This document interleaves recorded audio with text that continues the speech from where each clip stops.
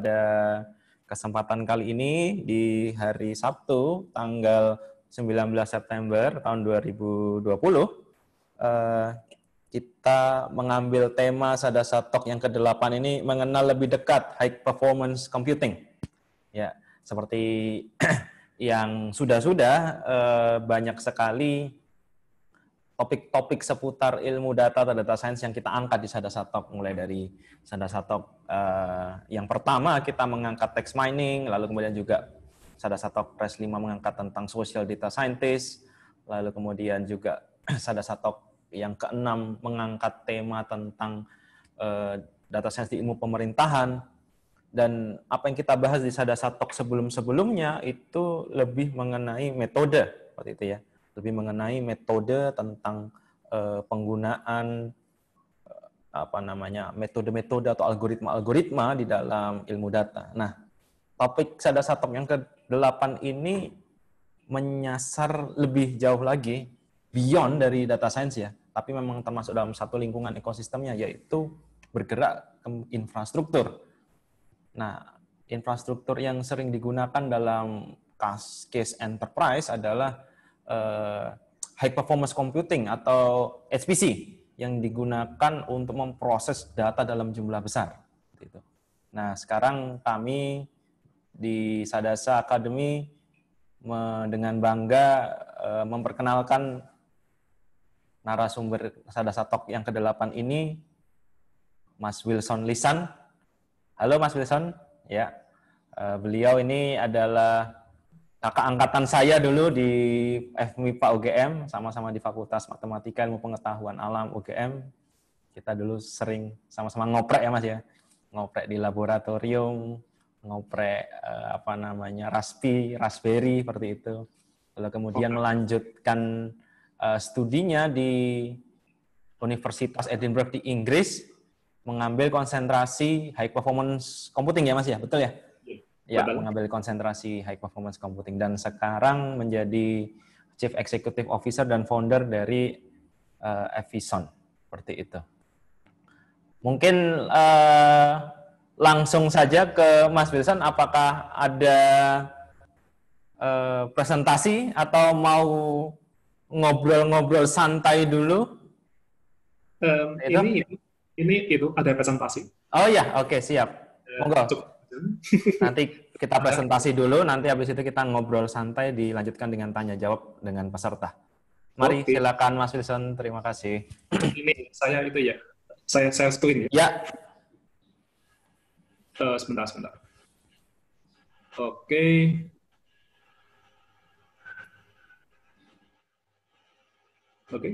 Bisa melihatnya ya?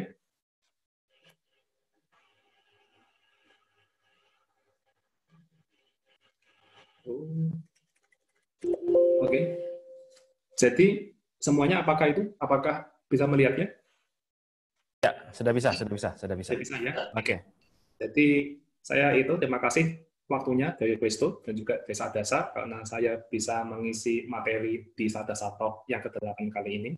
Jadi Sadasa Talk yang ke-8 ini sesuai yang dipost di Presto, kita mengambil topik tentang mengenal lebih dekat, yaitu HPC. Jadi sebelumnya saya perkenalan diri dulu. Saya Wilson, CEO dan founder dari Evison, di mana dulu, to be honest, saya baru belajar komputer itu pada saat SMA, berawal dari gaming PC dan bermain di toko langganan, sehingga saya bantu menjaga toko di situ. Dari situ saya mengenal, lalu begitu saya masuk UGM, saya masuk ke dunia high speed computing, dimulai dari overclocking, di mana di situ bila kalian lihat gambarnya, itu kita melakukan pada saat MIPA Expo di UGM, kita mencapai 8 GZ dengan AMD, menggunakan pendingin ekstrim LN2. Lalu entah gimana caranya, saya bisa masuk ke penelitian lab HPC di UGM, di mana akhirnya ini menjadi daya tarik saya yang paling utama, karena tahu sendiri saya cukup terobsesi dengan speed di dunia komputer, di mana mereka lihat tulisan geni, itu adalah karya saya dulu skripsi menggunakan cluster Raspberry Pi 32 node. Lalu kemudian, long story short, saya kuliah di Inggris, di postgraduate di University of Edinburgh, menurut orang lokal sana bacanya. itu di MSc in High Performance Computing, di mana saya cukup beruntung untuk bisa ikut lomba superkomputer mahasiswa di Jerman pada saat International Supercomputing Conference. Ini biar kalian tahu, biar kalian melihat, ini klaster kecil ini itu isinya 12 NVIDIA Tesla sama 4 Xeon. Itu harganya mungkin kalau ditafsir bisa 3-4 miliar mungkin, dan ini hanya dipakai untuk lomba. Kemudian, long story short nomor 2, saya pulang ke Indonesia, dan akhirnya saya mendirikan startup bernama Efison untuk bergerak di bidang infrastruktur, karena saya melihat di Indonesia itu belum banyak startup yang bergerak di bagian infrastruktur. Karena kan kebanyakan semuanya kan itu ya di dunia software, engineering, semantik, PKK, tapi nggak ada yang menjalankan strukturnya, menjalankan infrastrukturnya. Jadi saya membangun Efison, di mana kita fokus di dunia XPC, custom PC build, lalu custom server with database, dan apa isi ruangan ini, kita hosting juga superkomputer publik untuk komputasi yang bernama Alelion, di mana saat ini masih masuk dalam tahap beta testing gratis, itu untuk layanan scientific computing, machine learning, dan big data. Saat ini pengguna terbesarnya adalah yang saya tahu di sini, itu ada CUDA, ada TensorFlow, ada R, lalu di scientific ada Endurism, Quantum Espresso, GUMAX, Orca, GAMES, DFDV+, ada Vivado juga yang dari FPGA. Saat ini kita menggunakan AMD 18 thread, dan mungkin ini adalah sistem superkomputer AMD yang pertama di Indonesia, mungkin saja, semoga enggak. Saat ini walaupun dari 2 bulan, 3 bulan, itu total sudah 45.000 core hour yang dipakai. Cukup banyak. Oke, jadi kalian bisa menemukan, bisa kenal dengan saya di LinkedIn, lalu bisa menemukan page-nya Efison itu di LinkedIn dan di Facebook. Nanti bila kalian bisa add, silahkan. Oke, kita langsung masuk aja ke dalam topik Sadasa Talk kali ini. Apa itu High Performance Computing? Jadi begini, sejarahnya adalah satu saat di tahun 1950 itu ada orang, dia ingin melakukan satu komputasi ya, itu dengan satu komputer. Tapi itu komputernya sama dia dianggap kalau cuma satu itu terlalu lambat. Pertanyaan adalah bagaimana supaya dia bisa lebih cepat dari satu komputer ini. Padahal satu itu sudah mungkin di zamannya itu sudah paling mentok. Caranya, maka dia berpikir, gampang. Bagaimana kalau komputer jadi dibanyakin? Supaya komputer kecepatannya berkali-kali lipat. Easy. Namun, pertanyaan lebih lanjut adalah, bagaimana cara menghubungin sebuah komputer ini supaya dia bisa jadi fungsional? Fungsional itu bukan hanya hardware yang dicolok, tapi software dan OS-nya itu bisa jalan bersamaan. Dari sini, dari timnya, itu menimbulkan pertanyaan yang lebih lanjut lagi. Banyak sekali pertanyaannya. Apakah OS-nya bisa jalan? Apakah software-nya bisa jalan? Dan kalaupun jalan, apakah efektif? Bagaimana dengan listrik? Bagaimana dengan biaya operasional? Lalu bagaimana dengan infrastruktur pendukung, seperti pendingin, atau apa, misal ruangan, dari apa? Lalu budgetnya di zaman itu sangat besar. Siapa yang mau sponsorin? Dan kalau gagal, siapa yang bertanggung jawab? Bagaimana kalau ada yang jebol? Hasilnya adalah Iliak 4 yang didesain sama Daniel Soltich. Sebuah komputer tersebut di sisi operasional gagal karena dia hanya bisa mencapai setengah performa dari yang dijanjikan. Nomor 2, itu butuh waktu 5 tahun untuk jalan. Padahal di tahun yang sama, dia ditikung sama superkomputer Cray buatan Seymour Cray. Maka dari itu, Iliak 4 dari sisi sejarah itu dijudge sebagai superkomputer yang gagal. Namun, kita semua nggak tahu, dan dia pun nggak tahu, kalau arsitektur dan ide Iliak 4 itu akan menjadi fondasi utama untuk superkomputer modern. Dan dari sinilah muncul satu kesatuan ilmu yang bernama XPC. Jadi, bagaimana ya? Di pengertian high performance computing itu sebenarnya tidak ada pengertian yang bakunya.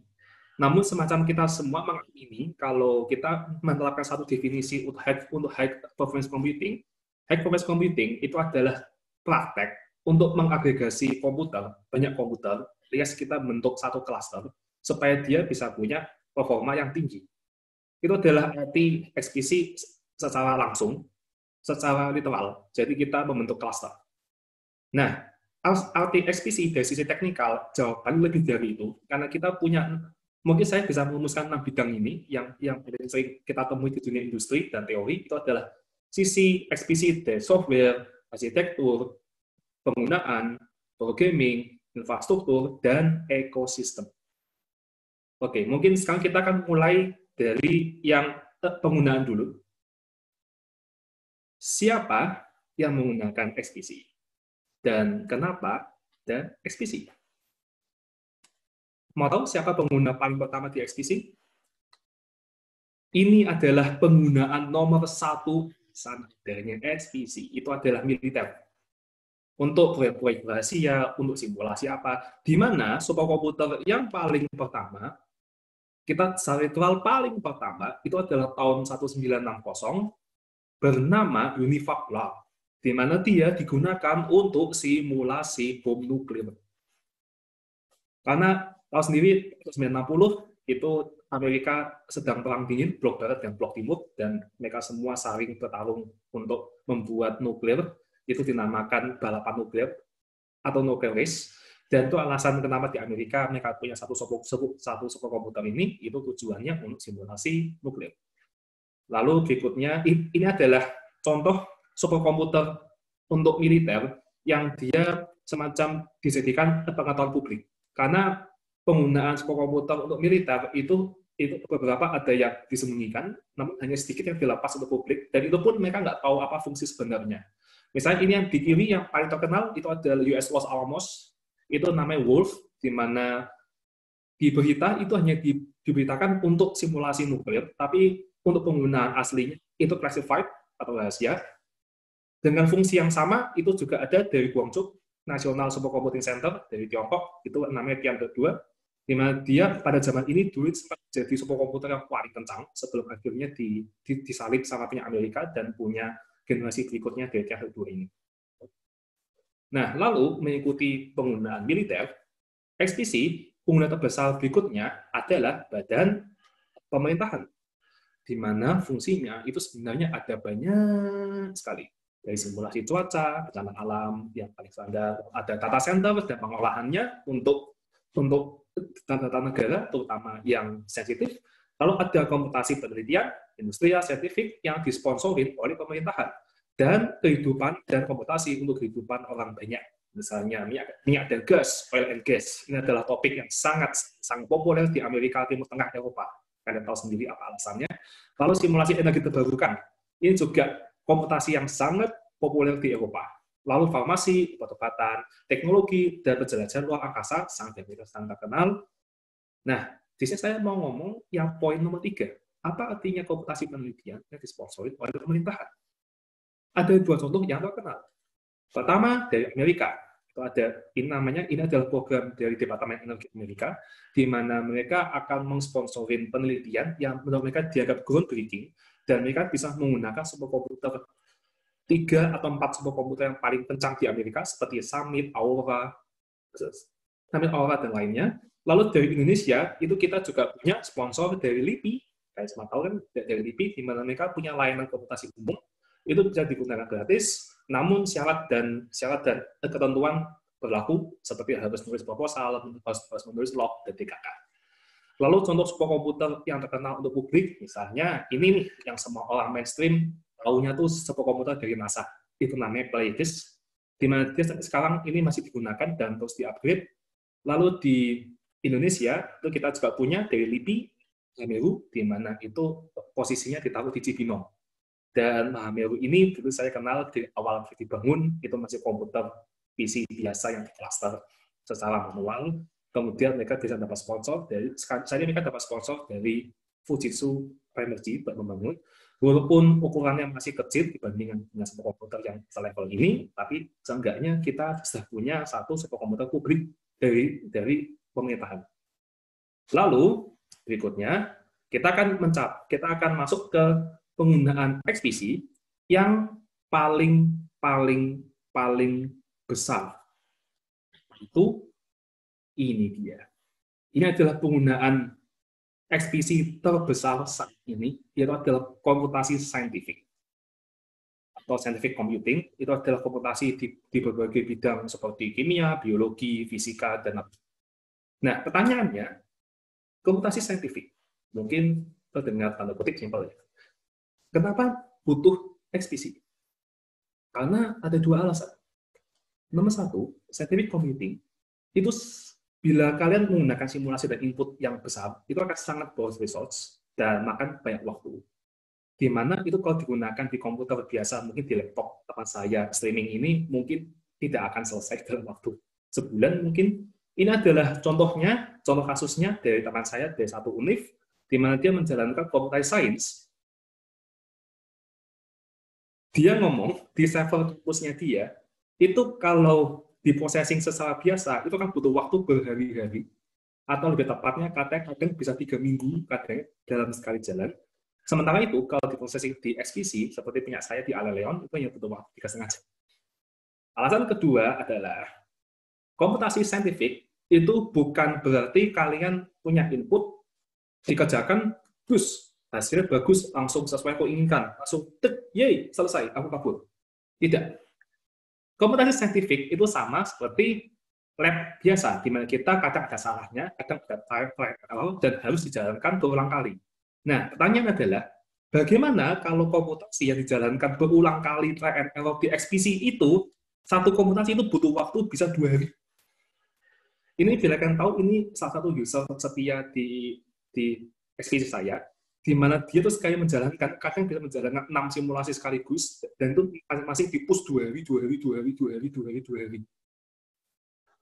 Itu pada saat dilakukan di XPC Aleleon. Bayangkan kalau dilakukan di server di kampus dia, tempat dia belajar, itu mungkin dia tesisnya nggak bakal selesai mungkin butuh waktu setahun bertahun-tahun buat selesai tesisnya. Itu adalah betapa signifikannya komputasi saintifik di dunia XPC. Bidang apa saja yang dapat dihandle? Secara literal, semua bidang itu bisa dihandle sama dunia XPC. Di mana kita punya yang paling terkenal numerical dan statistical, ini dia pekerjaannya Quisto, atau MATLAB, kelas, Proton Parallel, ini sangat terkenal bagi orang data scientist atau big data analysis, apapun, everything. Lalu ada dari bidang di molecular dynamics, ada kimia kuantum, di mana ini yang GOMAX itu adalah salah satu pengguna terbesar di sebuah komputer saya.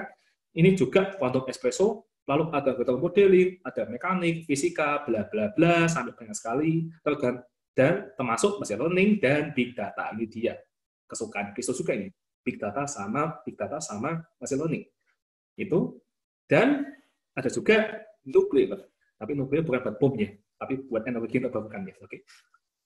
Nah, penggunaan XPC untuk scientific computing itu sudah menghasilkan banyak sekali penelitian yang bisa menyelamatkan manusia, yang bisa memajukan kesejahteraan manusia, dan bisa menjawab the greatest mankind mysteries. Itu semuanya di processing di XPC, di mana ini adalah salah satu contoh dokumennya yang bisa saya temukan dulu, dan ini daftarnya sangat banyak sekali, di mana kalian bisa menjelaskan. Jujur saya bingung itu apa isinya, tapi yang pasti itu isinya sangat penting buat kemajuan manusia, seperti virus, seperti menemukan vaksin virus, menemukan struktur buat CT image, dan lagi di tahun 2020. Boleh dibilang secara ironis, scientific computing di XPC itu benar-benar akan mencapai masa keemasan, karena itu menjadi salah satu ujung tombak untuk melawan COVID-19. Apa itu? Bagaimana cara mereka bisa melawan? Ini dia. Simulasi untuk menemukan vaksin, simulasi buat nge-break struktur protein COVID-19. Itu semua dilakukan hampir oleh semua superkomputer di seluruh dunia. Apalagi mereka menggunakan superkomputer yang paling kencang, yaitu adalah Summit dan Fugaku, yang akan saya tunjukkan nanti. Dan mungkin bila kalian tahu juga, kita juga punya yang namanya Folding at Home, di mana itu adalah satu kesatuan grid computing, dan mencapai komputasi yang berbeda dalam sejarah superkomputer itu adalah yang paling tinggi, yaitu mendekati 2 exaflop dan telah menembus 1 exaflop secara global.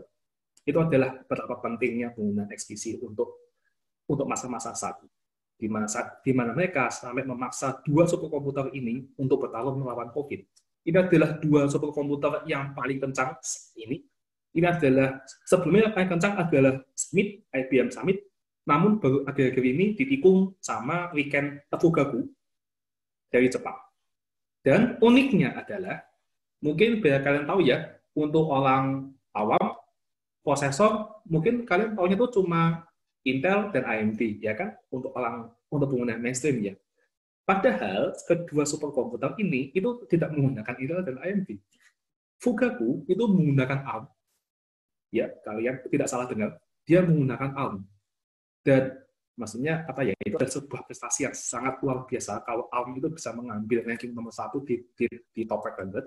Lalu Summit sesuai namanya IBM, dia menggunakan IBM Core PC.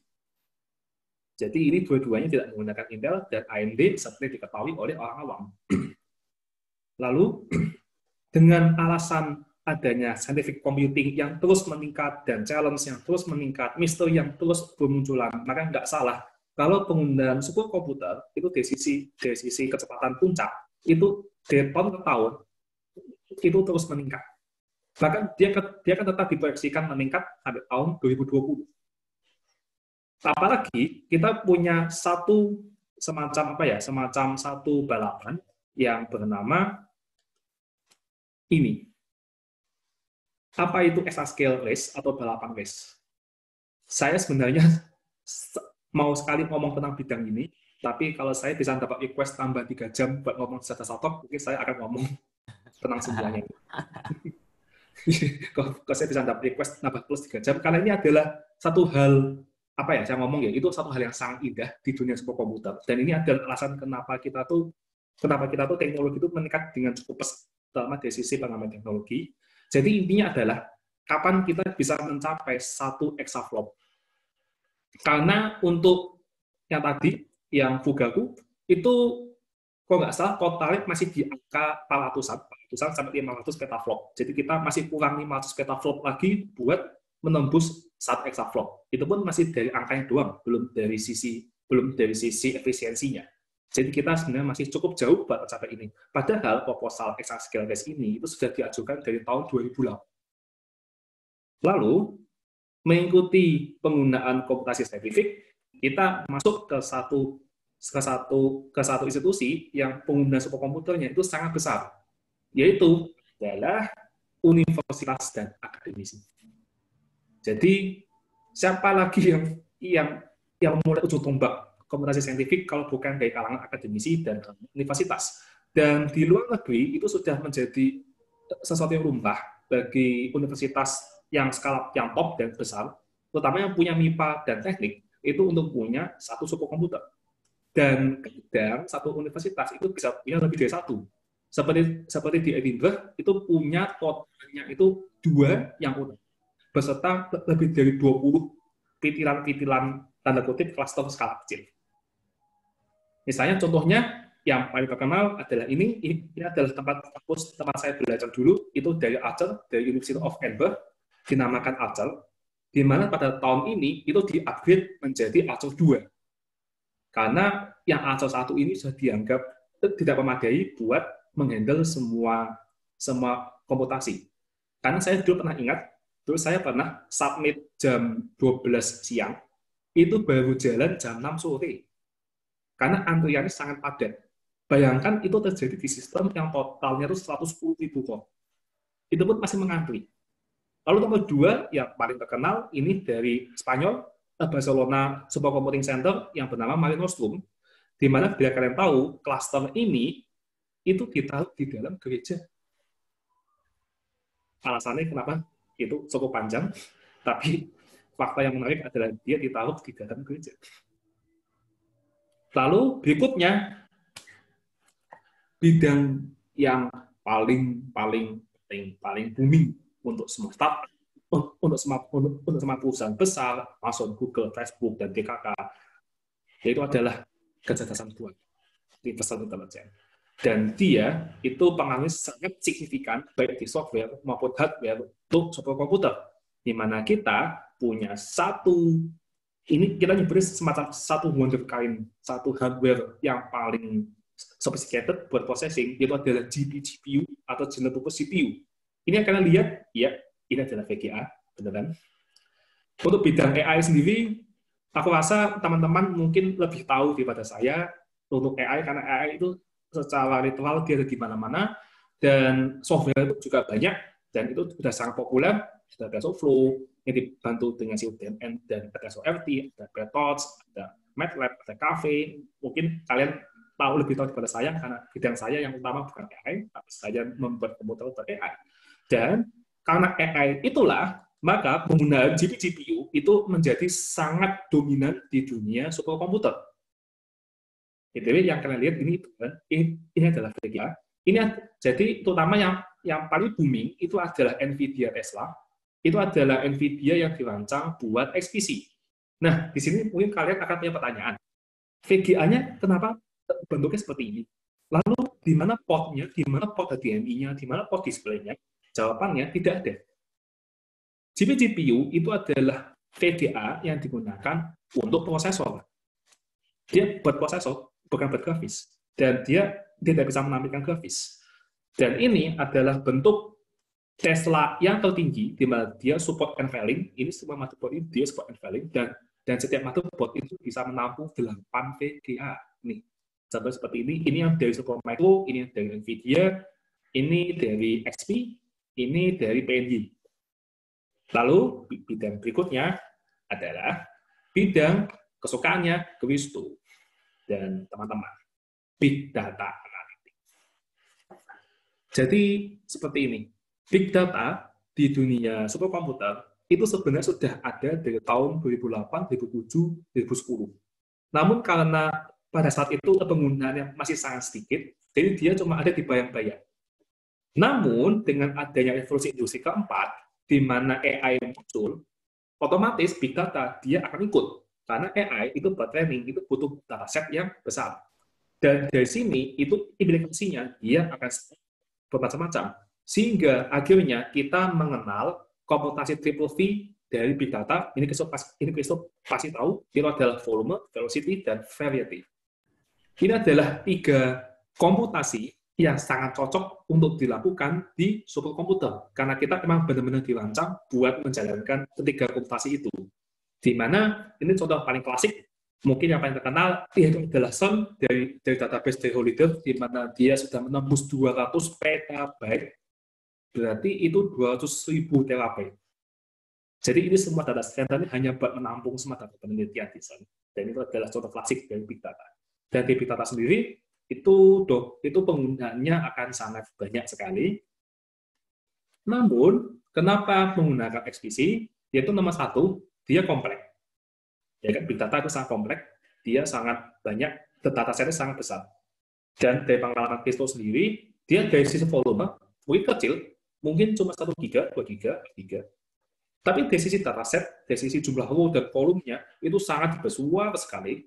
Di mana saya pernah dulu Christo menampung satu penelitian komputasi di XPC saya, dan dia menghabiskan RAM 1 giga sendirian.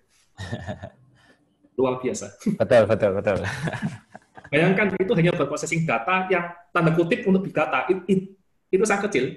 Kalau ke big data, itu kita akan expect 1 petabyte, namun di sini kita hanya expect 1 gigabyte. Expect 1 gigabyte, dan gigabyte itu saja, itu komputasi yang sudah seboros itu. Lalu nomor 2, ini adalah alasan paling utama kenapa perusahaan yang bergerak di big data itu mendeploy XPC adalah time critical. Apa itu time critical? Jadi contoh time critical yang paling ringan ya, itu adalah yang terjadi di Tokopedia, Bukalapak, atau di semua jual beli online, yaitu kalau kalian beli barang, di bawahnya pasti kalian kan itu ya, kan ada itu ya. Misal kalian mau beli baju, jaket ini. Nah, lalu di bawahnya itu akan banyak pilihan jaket dari berbagai toko. Semacam mereka akan mengasih beberapa rekomendasi buat kalian. Bagaimana cara si Tokopedia kakak itu ngasih rekomendasi itu dengan berbagai cara melalui AI dan apa, di mana datasetnya itu bermain di big data, karena dia akan ngambil banyak sekali dataset, dia akan menganalisa ini orang ini sebenarnya dia itu sukanya barang apa sih, lalu akhirnya dipilih yang terbaik. Nah, kalian bisa bayangin nggak kalau itu milihnya lama bagaimana? Kan orang kan pasti sebel tuh, ini kok kolom rekomendasi kenapa loadingnya lama, dan bagaimana kok hasilnya nggak akurat? loh, aku punya jaket ini, tapi aku punya jaket warna hitam, tapi kok dikasih rekomendasi warna pink. Itu adalah contoh time critical dan kompleksitas yang dihadapi di jual itu di platform jual beli online. Namun kita akan ngomong time critical yang benar-benar kritikal, yaitu adalah finance, dunia perbankan, stok, saham, DKK, di mana Wall Street dan JP Morgan itu sudah sadar dari tahun 2011 atau tahun 2010, dan mereka sudah mulai mendeploy sebuah komputer. Apalagi JP Morgan itu menggunakan FPGA, itu prosesor yang dirancang khusus hanya untuk satu tujuan itu. Makanya dia kecepatan dan time speed-nya dan parallel time-nya bisa sangat tinggi. Kalian bisa bayangkan, bank terkadang dalam satu detik itu bisa menghitung, dia bisa melayani transaksi lebih dari 1 juta dari berbagai orang. Nah, bisa bayangkan nggak kalau komputer yang menangani itu tiba-tiba crash, tiba-tiba ngehang, karena dia load-nya saking besarnya. Bayangkan kalian ingin melakukan sebuah transaksi jual beli saham, jual beli rumah, totalnya 1 miliar. Namun saat dia melakukan komputasi, itu ternyata hang. Itulah pentingnya background sebuah komputer di balik itu. Dan itu saya dulu pernah ditawari pekerjaan untuk dari bank di Amerika, di mana saya kaget pertama kali kaget. Mereka hanya bank, tapi mereka menggunakan sebuah komputer, dan itu skalanya besar sekali. Itu fungsinya sebuah komputer di big data yang paling kelihatan untuk saat ini. Di mana toolsnya untuk software dan programmingnya itu ya sangat banyak sekali, dan aku percaya Kristo bisa menjelaskannya dengan lebih rinci tentang software yang digunakan, bisa dari R, Python, Hadoop, dari DKK, semuanya itu banyak sekali, dan aku rasa juga teman-teman yang menggunakan ini, yang big data mungkin juga lebih tahu.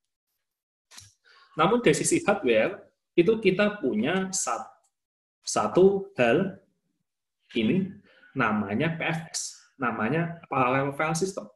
Itu adalah storage berkecepatan tinggi yang didesain khusus untuk XPC.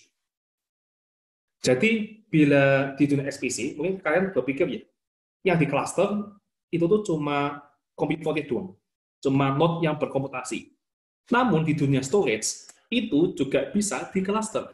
Kita membentuk satu cluster storage, di mana contoh yang paling terkenal untuk publik adalah HDFS, Hadoop File System.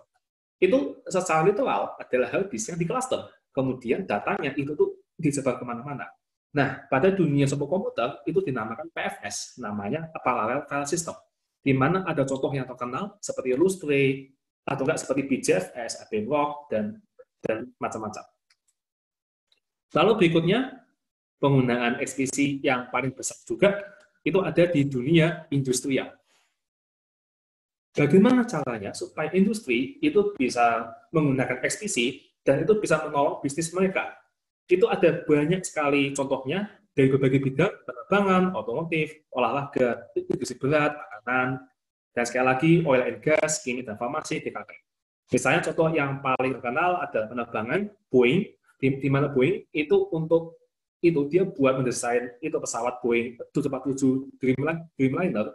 Itu mereka membutuhkan lebih dari 800.000 per hour sebuah komputer. Ada juga khususnya pesawat militer dari Lockheed, di mana mereka menggunakan quantum computing. Lalu otomotif dari berbagai mobil, BMW, Audi, Mercedes-Benz, McLaren, semuanya. Olahraga itu juga sama. Bahkan golf itu buat mendesain sticknya itu juga menggunakan sebuah komputer. Lalu industri berat kayak perusahaan pertambangan, kayak perusahaan itu metalurgi, itu juga menggunakan XPC untuk simulasi, dan banyak sekali. Karena hal tersebut ternyata sangat menolong ekonomi, ada satu forum atau satu kesatuan yang sadar akan hal itu, dan mereka berusaha bagaimana caranya supaya industri ini semuanya bisa menggunakan XPC, yaitu adalah program Fortissimo Danzig. Itu adalah program dari PRIS. PRIS itu adalah persatuan superkomputer di Eropa, semacam partnership Eropa, di mana mereka berusaha keras buat mengenalkan XPC supaya itu bisa digunakan untuk industri dan menolong usaha mereka. Karena gini, saya punya satu contoh yang paling klasik, mobil di Eropa itu untuk bisa sampai ke produksi massal, dia harus lolos yang namanya itu loh, crash test. Itu ya mobil ini dia mobil ditabrakkan bus, dilihat itu seberapa aman mobil tersebut. Nah, BMW itu dalam satu sesi dia bisa saja mengetes lebih dari 2 atau 3 variasi mobil. Di mana dalam satu variasi crash itu mereka bisa menggunakan lebih dari 10 mobil untuk dengan desain bodi yang berbeda-beda. Nah, bayangkan kalau mereka nabrakin 30 mobil, biayanya sangat mahal. Maka dari itu, BMW dia menggunakan superkomputer buat memilih desain bodi yang sekiranya akan lolos tes tersebut. Sehingga dari 30 tes mobil calon yang akan ditabrakkan itu, mereka hanya memilih 2 atau 3 variasi yang paling terbaik yang sekiranya itu paling aman dan lolos tes. Jadi mereka bisa menghemat 27 mobil. Dan bayangkan itu berapa duit yang bisa dihemat dari situ. Itu adalah salah satu contoh klasik penggunaan XPC di dunia industri. Dan kita juga tidak terpaku dengan industri kelas teknologi seperti itu. Karena dunia kreatif itu diam-diam juga penggunaan yang paling besar. Film, movie, Avenger, Marvel, Disney, Pixar, DreamWorks, DKK, untuk penggunaan animasi 3D, untuk penggunaan efek CGI, terutama kayak film-film paling baru, seperti Frozen 2, Toy Story 4, Coco, dan macam-macam, mereka semua menggunakan tanda kutip XPC untuk processing itu. Di mana ini, bila kalian yang bekerja di dunia 3D dan animator, pasti tahu, ini dinamakan render farm. Dan ini adalah render farm milik Pixar dan Disney, yang mereka gunakan bersama. Dan itu penggunaannya bisa sebesar ini. Maksud ini kalau dihitung dari sisi komputasi, itu adalah gabungan dari seluruh superkomputer. Dia punya komputasinya, dia punya big data-nya, dia punya real-time itunya buat segala processing. Jadi ini adalah sebuah industri yang diam-diam itu sangat besar di dunia XPC. Nah, itu dan masih banyak yang lain yang bisa saya bahas belakangan. Berikutnya, kita maju ke ekosistem, di mana semua pelaku industri di atas, yang tadi ya, supplier dari perusahaan XPC, siapa yang jago untuk masangin infrastruktur, lalu pengguna di berbagai industri, itu membentuk yang namanya ekosistem XPC. Apa itu ekosistem XPC? Ini adalah ekosistem XPC, di mana kita punya berbagai bidang yang dia itu bekerja bersama, supaya kita bisa menghasilkan suatu solusi buat si pengguna. Ada di komunitas XPC, itu seperti yang tadi yang dari Praise dan Votisi Multikaka, lalu penyedia teknologi XPC, itu adalah penyedia hardware-nya, NVIDIA, IBM, Intel, DKK, lalu berikutnya adalah penyedia jasa XPC, di mana Evison itu bergerak, itu masuk dalam kategori ini. Lalu ada juga independent software vendor, research software provider, dan application expert. Ini adalah solusi software untuk pengguna tersebut, di mana itu bisa dijalankan di XPC. Ini mungkin dari kawan saya, dari Risto, melalui ke data, itu akan masuk dalam 3 kategori ini. Dia mengasih sebuah solusi software untuk membantu pekerjaan orang tersebut. Namun, software itu untuk jalan, dan beban dari user tersebut itu harus dijalankan di superkomputer. Dan disitulah kita masuk dari dunia infrastruktur dan dikenalkan dalam dunia komunitas.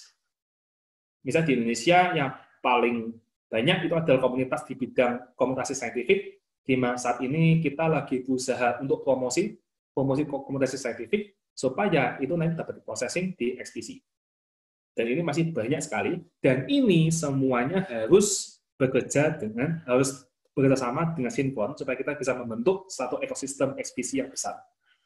Di mana jujur untuk Indonesia saat ini mungkin semuanya masih semacam sudah kerja banyak, tapi kita itu belum menyatu. Jadi semacam kesadaran penggunaan XPC besar di Indonesia itu secara tanda kutip masih belum tampak, di mana banyak sekali bisa di kalangan akademisi dari berbagai universitas, mereka tahu itu pekerjaan mereka itu butuh XPC. Tapi mereka nggak tahu kalau ada yang namanya XPC, sehingga mereka hanya dijalankan sendiri-sendiri. Dan itu juga salah satu yang terjadi di kampus saya dulu di UGM. Tiap fakultas punya sendiri-sendiri, bahkan bukan XPC, pokoknya jalankan sendiri-sendiri. Jadi kita dari sisi ekosistem, itu dalam tanda kutip kita masih dalam tahap untuk membentuk. Bila kalian ingin tahu ekosistem yang paling dewasa di XPC, itu adalah Eropa, Amerika, Asia, khususnya Jepang, Tiongkok, India, Timur Tengah, itu mereka sudah sangat dewasa dalam ekosistem XPC. Jadi, aku harapkan mungkin ke depannya Indonesia bisa seperti itu. Amin. Nah, sekarang kita tahu penggunaan XPC. Berikutnya, gimana sih sebenarnya XPC itu bekerja? Kenapa ada banyak komputer? Gimana cara kita bisa menggunakan semua komputer itu dengan benar? Gimana caranya supaya nih ada 20 core, tambah 40 core, 60 core, 80 core, gimana caranya supaya kita bisa menggunakan itu semuanya?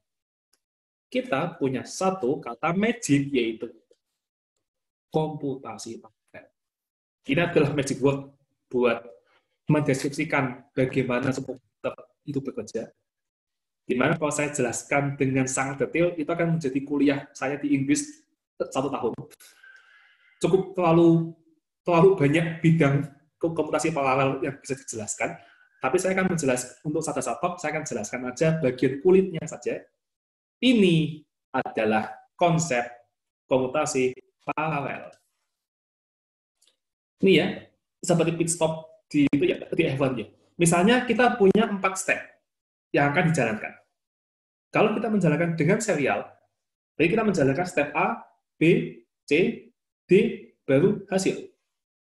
Namun, komputasi paralel yang sangat ideal, ini adalah teoritis, sangat ideal, adalah kita bisa menghantam ini bersamaan, lalu kita keluar satu hasil.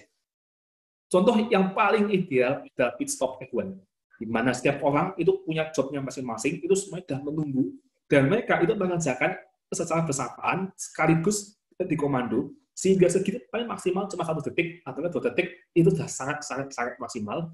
Ini adalah contoh komputasi paralel di dunia nyata yang sekali lagi paling ideal. Walaupun pada prakteknya nanti tidak seperti ini pada prakteknya.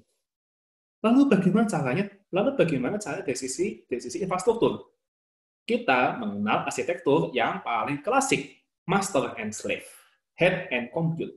Head node sebagai direktur, nih tugas, tolong dikerjakan ya, dus. Worker node, oke siap komandan, dikerjakan semua. Lalu hasilnya dikumpulin lagi. Itu adalah gambaran arsitektur komputer paralel yang paling simpel, yang paling dasar. Itu adalah seperti ini. Walaupun pada prakteknya, sekali lagi pada prakteknya adalah kita kembali ke pertanyaan paling awal. Tadi, yang kasus Iliad-4.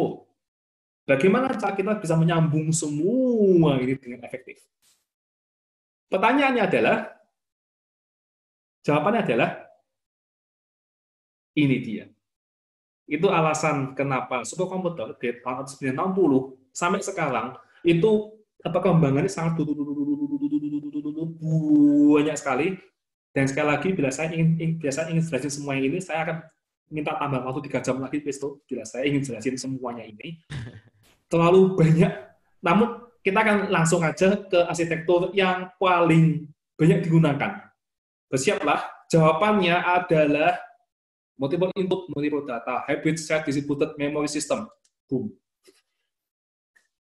Ini adalah arsitektur komputer paralel yang paling modern, yang paling digunakan hasil dari perjalanan dari tahun 1960 sampai sekarang. Di mana di bagian software, ini bagaimana cara software paralel itu bekerja. Dus. Tambah bingung ya. Teorinya Praktek seperti ini. Tapi teorinya, tapi prakteknya, kita punya namanya paling terkenal. Ada message passing, ada shared memory, pipeline, ini paling terkenal. Implicit parallelism juga paling terkenal. Text parallelism, divide and compare. Bagaimana cara kita bisa nyebar semuanya dan nyambung jadi satu. Kapan dia akan menyebar, kapan dia tidak akan menyebar. Lalu juga ada actor pattern, itu adalah seperti OOP, tapi di dalam komputasi paralel terlalu banyak yang bisa aku jelaskan. Ada event based coordination, di mana pertama yang paling gampang dulu dari bahasa, ini adalah 3 bahasa yang paling besar di sekolah komputer, C, C++, dan Fortran. Walaupun sekarang kita mulai maju ke Python, MATLAB, ke Python, dan ke bahasa interpreter seperti MATLAB dan R. Lalu dari FPGA, yang bahasa low level, kita punya juga VSTL dan Verilog, bagi yang tahu FPGA pasti tahu. Lalu juga ada ekstensi CUDA buat pemrograman CPU. Lalu ada juga MPI, itu buat pemrograman message passing. Dan sekali lagi, ini topiknya sudah, mungkin tadi kita jelasin planet bumi, ini kita menjelaskan planet Venus, ini sudah sangat berbeda sekali bidangnya, dan aku rasa akan kita skip untuk saat. Nah, lalu yang tadi ini, apa sih sebenarnya artinya multiple input, multiple data, set memory system. Ini artinya adalah ini, kita akan jelasin pelan-pelan. Pertama, kita mulai dari yang paling simpel, satu node, set memory system. Mungkin kalian sudah sering melihatnya, sistem dengan 2 CPU, lalu kanal memorinya banyak sekali. BTW ini adalah motherboard AMD EPYC, maka dia kanal memorinya banyak sekali. Apa artinya set memory system? Ya, paling simpel ya. 2 CPU ini, kalau kita colok satu RAM, dimanapun dia berada, 2 CPU ini itu bisa mengakses RAM tersebut. Jadi, memori ini itu ada dalam satu pool, di mana dia bisa diakses oleh kedua CPU tersebut. Makanya dinamakan shared memory. Satu pool memori di-share buat 2 CPU. Oke, itu yang paling gampang. Nah, tapi kalau kita hanya seperti ini, kita kan mentok satu node doang. Padahal kita tuh maunya banyak. Gimana caranya? Gampang. Kita bikin dia banyak. 1, 2, 3, 4. Namun, bagaimana cara menggabungkan? Sebelumnya, kita lihat 2 CPU ini, itu kan bisa saling komunikasi ya. Dia antara 2 CPU itu berkomunikasi dengan satu interconnect. Kita sebut tidak itu namanya interconnect, supaya dia bisa saling komunikasi. Misalnya paling terkenal di Intel seri Broadwell bawah itu ada namanya QPI, Quick Path Interconnect, lalu yang buat scalable Xeon yang ke atas itu ada namanya UPI. Nah, bagaimana kalau kita menerapkan ide yang sama ketika ini semua node ini digabung ke dalam satu interkoneksi supaya mereka bisa saling komunikasi. Melalui apa? Gampang sekali jawabannya, melalui network. Lalu bagaimana caranya? Gampang sekali. Pakai kabel network. 1, 2, 3, 4. Jadilah cluster. Sangat simpel. Kalau dari sisi penampilan, sangat simpel. Kalian tinggal ambil komputer yang banyak, pasang kabel, colok ke switch, dan kalian bisa nyombong. Nih, aku sudah membuat satu cluster. Dan kita lihat polanya. Sekarang jadi jelas. Ini adalah commit node. Banyak sekali, di mana mereka semua itu komunikasinya melalui network ini. Semuanya digabung jadi satu semua. Dan mereka itu bisa saling berkomunikasi satu sama lain, membentuk komputer cluster atau komputer paralel. Di mana pada berikutnya, satu kesatuan ini kita sebut sebagai satu pulau atau island, di mana nanti semua rak ini itu akan digabung menjadi satu kesatuan yang paling utama. Oke? Itu cara sebuah komputer bekerja dari sisi teori. Simpel sekali. Sebenarnya sangat simpel sebenarnya. Namun, prakteknya akan sesimpel itu. Karena pada faktanya, isi ekspisi itu adalah segerombolan dari semua hal ini.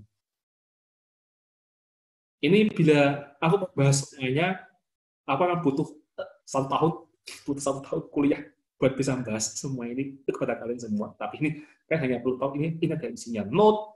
Jadi satu ini itu dinamakan satu node, satu komputer ini. Itu kita nyebut adalah node. Node itu jenisnya ada banyak fungsinya. Ada buat login node, ada buat compute node, di mana dia bisa membuat arsitektur front end dan back end. Di mana front end dan back end itu jawabannya masih panjang.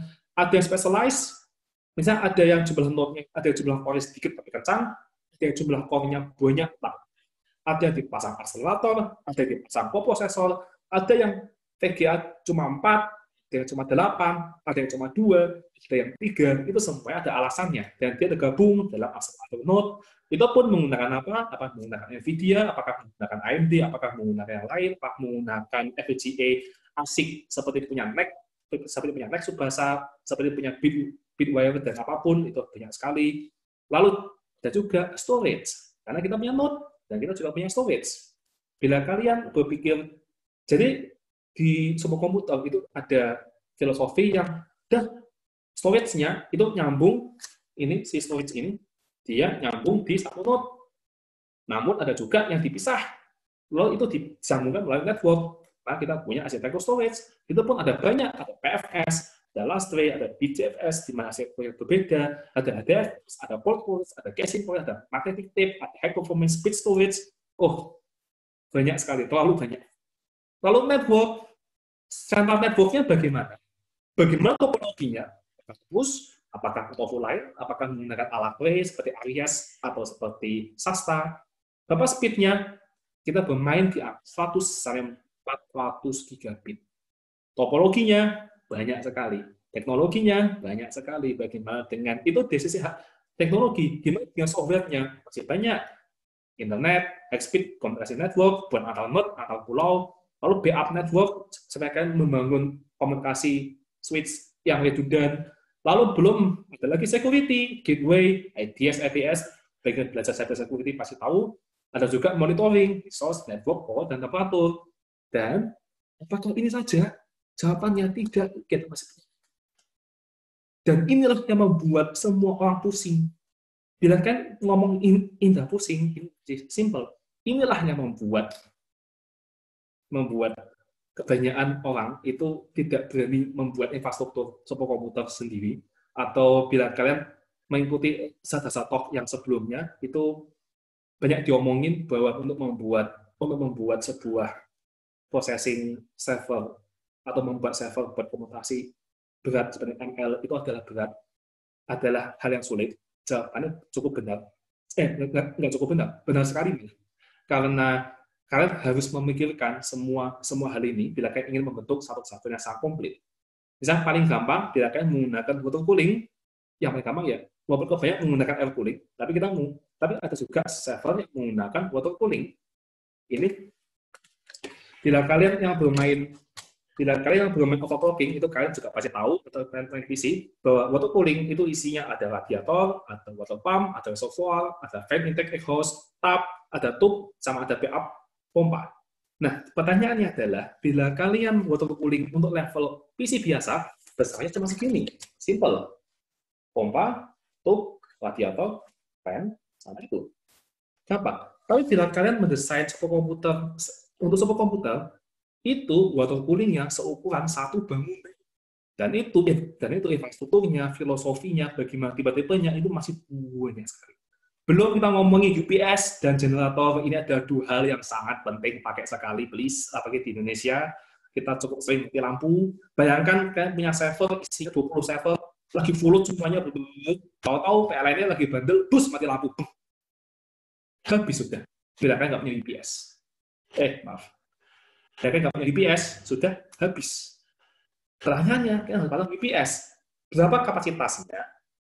Berapa pol fasanya? Ada UPS yang satu fasa, ada yang 3 fasa. Bagaimana cara masangnya? Dan biayanya sangat mahal. Bagaimana dengan perawatan baterainya? Belum itu bagian generatornya. Kan tahu kan standar harga generator, bahkan generator harga rumahan itu standar harganya antara 70-an sampai 100-an. Belum yang skala industri, belum yang skala besar. Lalu masih ada di server room, ruangan server, listrik utama dari PLN, bagaimana cara ngaturnya, berapa fasa yang mau dipakai. Untuk industrial sudah pasti 3 fase ya, pasti ya. Pertanyaan adalah, berapa kapasitasnya? Apakah gardu di dekat kantor untuk membangun server itu cukup? Dan kalau nggak cukup, berarti kalian harus ngomong ke PLN buat pasang gardu baru. Dan ngurusnya itu cukup lama dengan berbagai dokumentasi. Belum ada temperatur conditioning. Ruangannya, karena kita di ruangan tropis, karena kita di negara tropis, makanya kita harus pasang pendingin ruangan. AC-nya jumlahnya berapa? Listriknya berapa kapasitasnya? Ya kan? Itu masih banyak sekali. Maka itu alasan kenapa banyak server ditaruh di Bandung Cibinong dan ditaruh di dekat-dekat daerah pegunungan karena itu dingin. Tapi pertanyaan berikutnya adalah di Indonesia, di Pulau Jawa itu tuh sangat sering gempa bumi. Kadang kalau gunung, misalnya pada gempa bumi ada tsunami, bagaimana sumber komputernya? Kita harus tahu di mana, di Kalimantan. Oke, boleh. Pertanyaannya, apakah ada yang cukup memadai buat server di situ? Apalagi buat skala server besar yang butuh pendingin DKK? Nah, itu dia pertanyaannya. Belum internetnya bagaimana? Cable management pad, power pad, door security supaya tidak sembarang orang boleh masuk, karena bila kalian tahu seperti door security dulu saya pernah tugas di bandara itu sangat ketat sekali, ada scan mata, ada double pintu, hanya bisa menggunakan card buat masuk. Belum ada peredam suara karena komputer itu sangat fisik pakai sekali karena fan-nya. Ada juga server LCD console, kalau ada control room dengan sistem komputer. Jadi ya, untuk membentuk satu superkomputer itu intinya adalah sangat ribet dan butuh banyak sekali hal yang harus diatur. Jadi ini menggabungkan semua disiplin ilmu buat membangun satu superkomputer, termasuk dari sisi teknis dan sisi bisnisnya. Dan di sisi infrastruktur, kalian bisa kongkali-kong dengan orang luar, terutama dengan orang dari pemerintahan, seperti listrik, DKK, buat masukin, dan internet, penting sekali. Internetnya mau pakai apa, service apa yang cocok buat kalian. Kalau satunya down, kalian harus punya kedua. Jadi kalian harus membangun kalian harus membangun redundant network, dimana kalian akan bermain topologinya bagian network, dan itu adalah orang jaringan sekali. Jadi, ya. Itu bila kalian ngomongin eksekusi skala besar, sangat ribet sekali. Itu baru hardware, belum sistem operasi. Ini adalah contoh yang paling sederhana, di mana ini hardware sudah selesai, ada OS, ada compiler, ada library. Compilernya apa saja? Intel, apakah GCC, C-Lang, apakah PGI. Library-nya apa saja? Ada BLAS, ada LAPACK, ada SCALAPACK, ada library matematika. Belum lagi, tiap sistem itu punya optimasi masing-masing. Bila kalian pakai Intel, nanti bisa jadi SCALAPACK dan LAPACK dan BLAS-nya itu beda. Pakai AMD berbeda, pakai IBM berbeda, pakai ARM berbeda sekali. Belum cluster management, monitoring, deployment, kalian menggunakan provisioning apa. Misalnya yang paling terkenal manajemen mungkin untuk bagian cloud itu ada Kubernetes, ya kan? Nah, cuma untuk di bagian XPC itu nanti ada lagi banyak sekali halnya. Belum ini yang paling kompleks juga, job scheduling. Ini bila saya bikin diagram ini akan saya kasih kotak yang paling besar, karena ini adalah salah satu jantungnya superkomputer dalam mengatur semua, itu adalah job scheduling. Itu kalian harus belajar bagaimana misalnya, bagaimana limitasinya, bagaimana sysadminnya, itu percayalah luar biasa. Misalnya bila kalian tahu dokumentasi scheduler yang paling populer itu Slurm, bila kalian nge-print semuanya dari webnya, itu bisa menghasilkan lebih dari 500 halaman.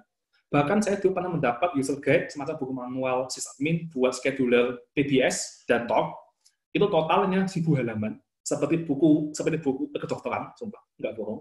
Belum lagi ada reporting dan analisis. Reportingnya, berapa resource yang dipakai, analisisnya, apakah ada node yang down, apakah ada yang bahaya down, apakah ada yang kepanasan, apakah ada yang rusak, apakah ada yang jebol, banyak sekali.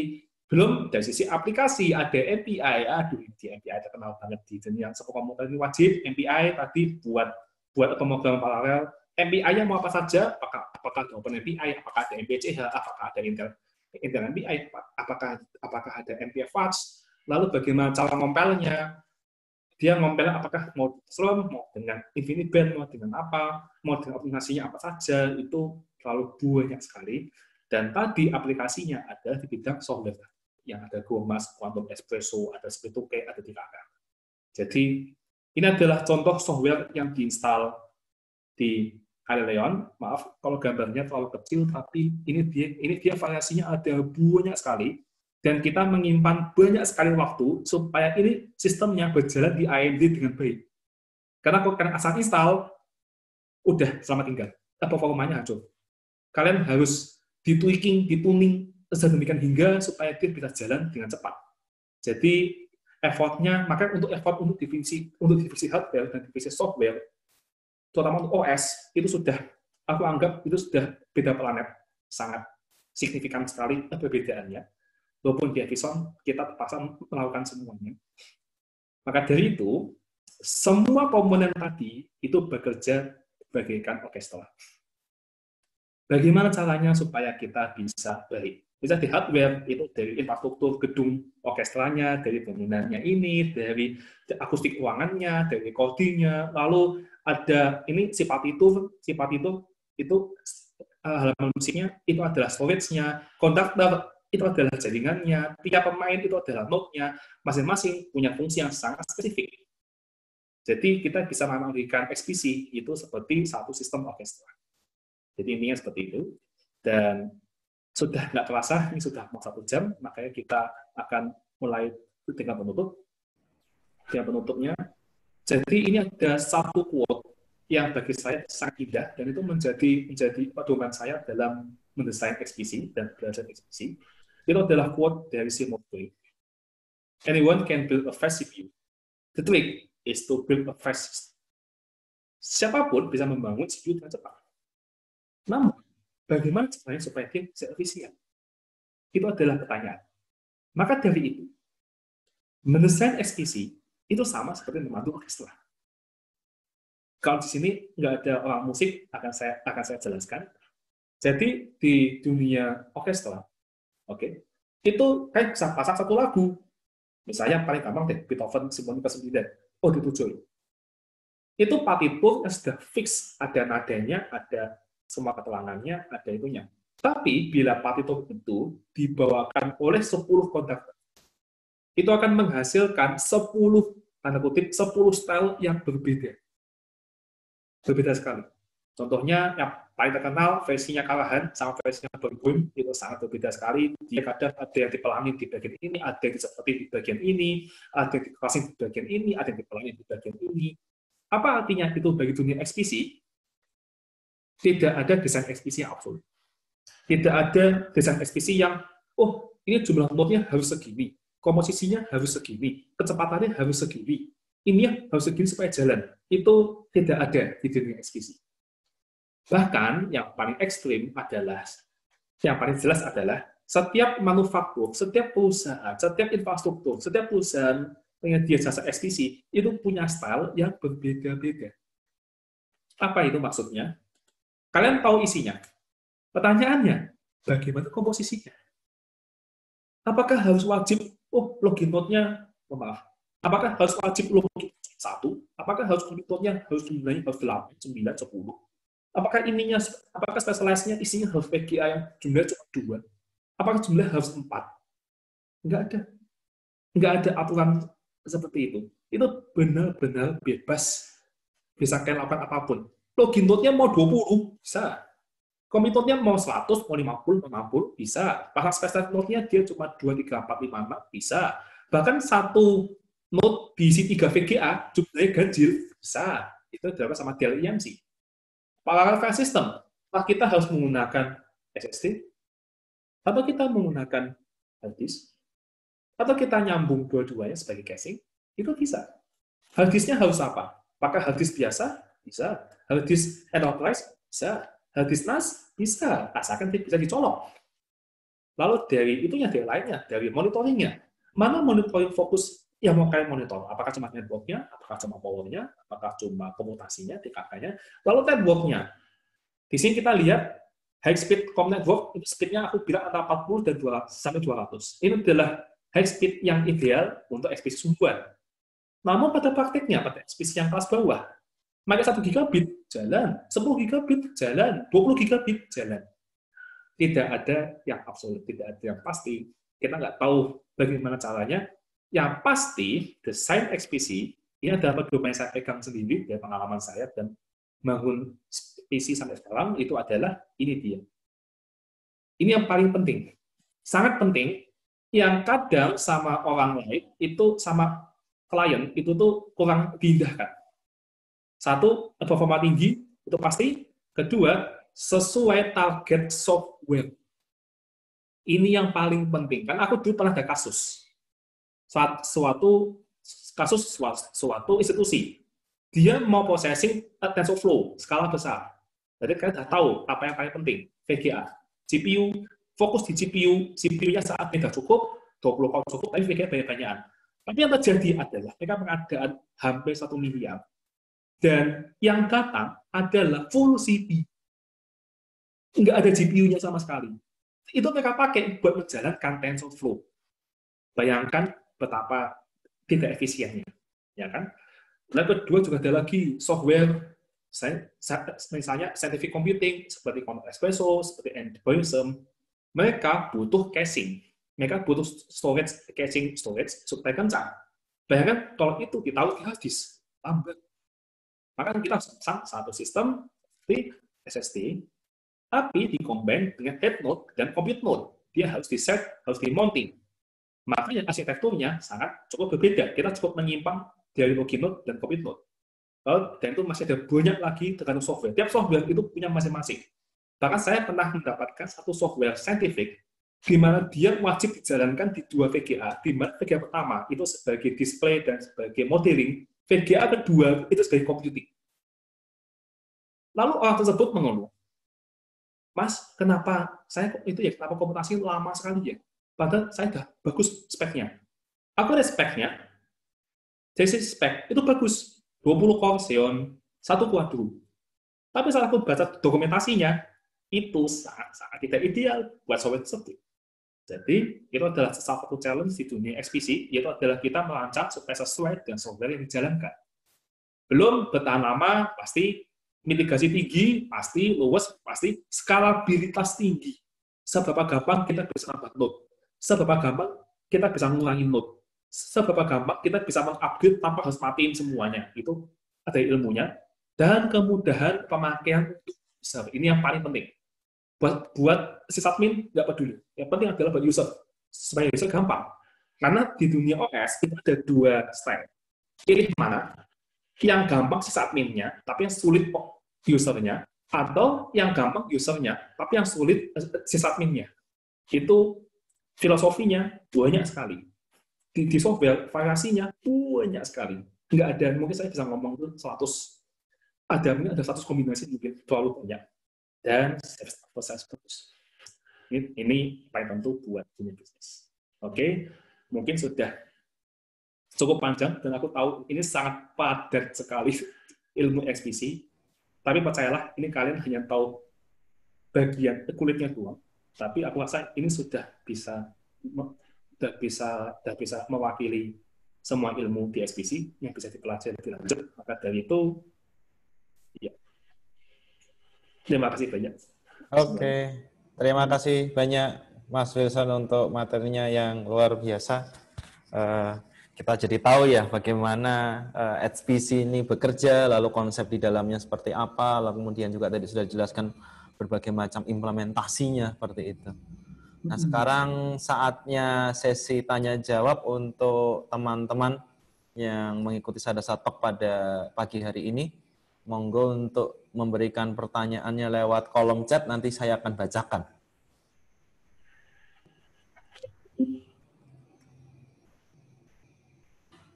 Mungkin sambil menunggu ya, Mas Wilson, tadi saya punya pertanyaan pribadi nih, pertanyaan pribadi. Tadi Mas Wilson cerita kalau mengambil Master in High Performance Computer di Universitas Edinburgh ya. Mungkin bisa dijelaskan tentang apa saja sih sebenarnya yang dipelajari di High Performance Computing di Universitas Edinburgh, dan sesuai dengan konsep komputasi paralel tadi, sampai berapa puluh node atau berapa ratus ribu node mungkin yang pernah ditangani waktu dulu bersekolah di Universitas Edinburgh. Oke. Jadi untuk di Edinburgh, Mungkin bila kalian ngomong HPC ya, mungkin kalian akan berpikir itu banyak hardware-nya ya, mungkin ya. Iya. Ya, pasti itu. Padahal aslinya bila kalian mau tahu, itu pelajarannya mungkin 80% ngoding. Oh, I see, I see. Malah ngoding ya banyaknya ya. Ngoding, belajar algoritma, dan matematika kalkulus. Oke, oke. Kenapa begitu, Mas? Karena paling gampang begini deh, yang paling gampang ya. Tahu rumus Fourier, rumus Ya, Fourier, ya, ya. Fourier, ya toh? Fourier Nah, transform. salah satu konsep pemrograman paralel untuk mengerjakan ekspisi itu adalah kita bagi job. Kita membagi job supaya dia bisa dijalankan secara paralel, ya kan? Nah, pertanyaannya, bagaimana cara kita bisa nge-break rumus Fourier itu supaya dia bisa dijalankan paralel? Ya, ya, ya, ya. Di situ kalkulus bermain. Kadang orang berpikir ya, mungkin optimasi di dunia program paralel itu ada di codingnya. Salah. Kebanyakan malah di matematikanya. Gimana caranya supaya komputer itu mengerjakan bisa efisien? Bagaimana cara mengerjakan paralel untuk sigma, paralel buat sum, itu gimana caranya supaya dia itu bisa efektif? Dan itu kita juga mengimplementasi banyak sekali algoritma. Ini yang tadi dilihat, yang di sini, itu setiap bidang ini, itu cara ngodingnya beda-beda, cara optimalisasinya beda-beda. Jadi, ya, kita 80% ngoding. Oke. Dan mungkin bagi itu yang paling bermakna adalah dulu kita dapat tugas. Ini tugas satu semester. Di mana kita dikasih satu program serial. Oke, satu program serial. Itu kalau dijalankan dengan 40 core, 36 core, itu butuh waktu lebih dari 5 jam. Pertanyaannya adalah, satu, tolong itu diubah ke pemrograman paralel. Diubah. Yang kedua, lomba-lombaan supaya komputasinya itu sekecil mungkin. Supaya waktu komputasinya sekecil mungkin. Di mana dulu yang punya saya bisa saya turunkan dari 5 jam ke 168 detik. Berarti sekitar 3 menitan ya. Ya, 2,5 menitan. Kayak gitu. Yang dilihat adalah speed up-nya. Siapa yang paling besar.